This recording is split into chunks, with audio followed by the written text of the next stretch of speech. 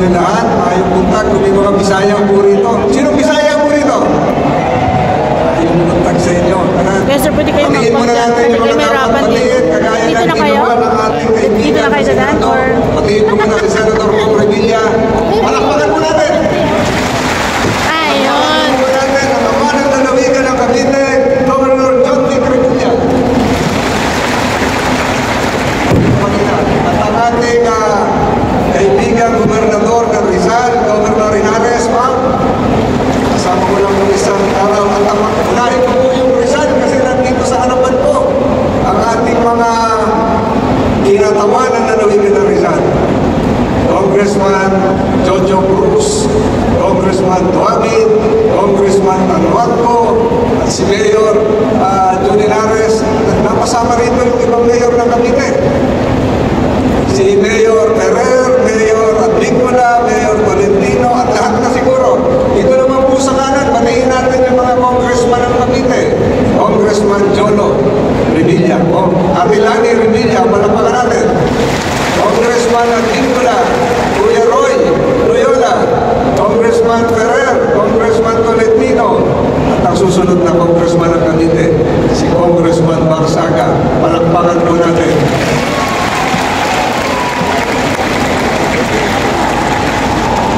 Congressman Ryan. Ulitin mo nga yun, Congressman. Ulitin mo, isa na lang. Okay na ako. Lahat po na lumapalakpak sa likod na naka-t-shirt na violet ba yan? Pareho po ng medyas ko. Kaya magkakasama po tayo. Patiin ko rin si Congressman Brian, lahat po ng mayor ng Cavite, magandang umaga po sa inyo lahat.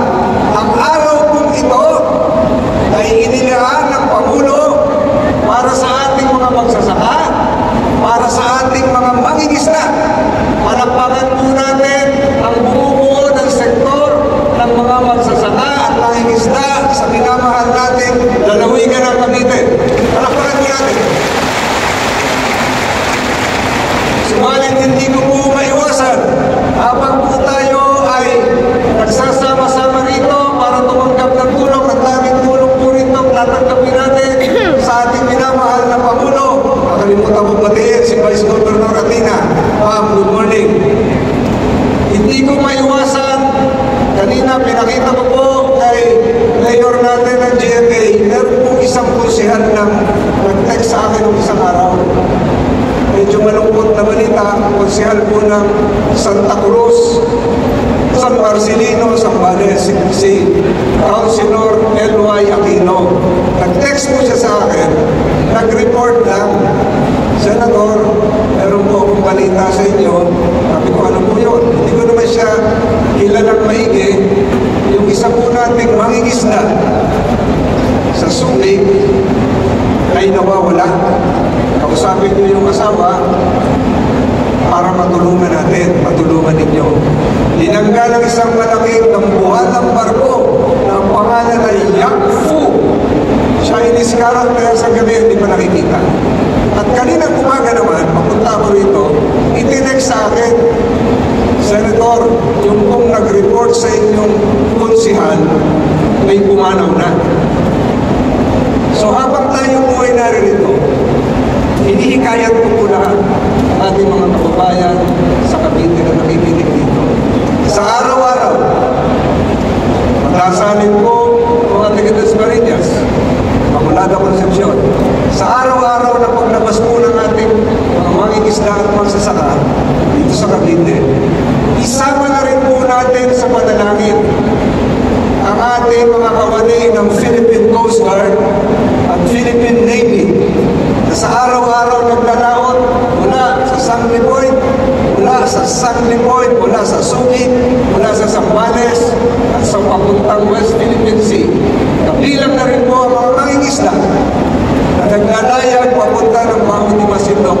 Isama na rin po natin sa panalangin na naway sila'y maging ligtas sa araw-araw na ginagawa nila, dahil ang araw-araw na ginagawa nila ay para po sa bansang Pilipinas, para po sa ating lahat.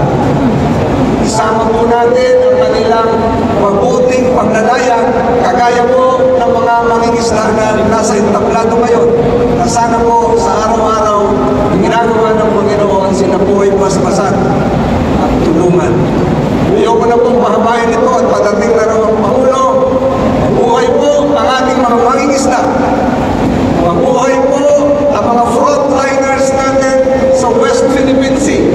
Mabuhay po ang ating magsasaka dito sa ating minamahal na lalawigan ng Cavite. Makakaasa po kayo sa pagtutulungan namin ni Senator Bong Revilla na yung darating na budget season. Ipilitin po natin mabigyan ng kaunting mahagdang antas, paakyat ang sektor ng magsasaka at ang sektor ng mangingisda. Pinapangako po namin yan ni Senator Bong Revilla at bilang bago niyang majority leader, sisikapin natin po maisa katuparan yan. Maraming salamat po.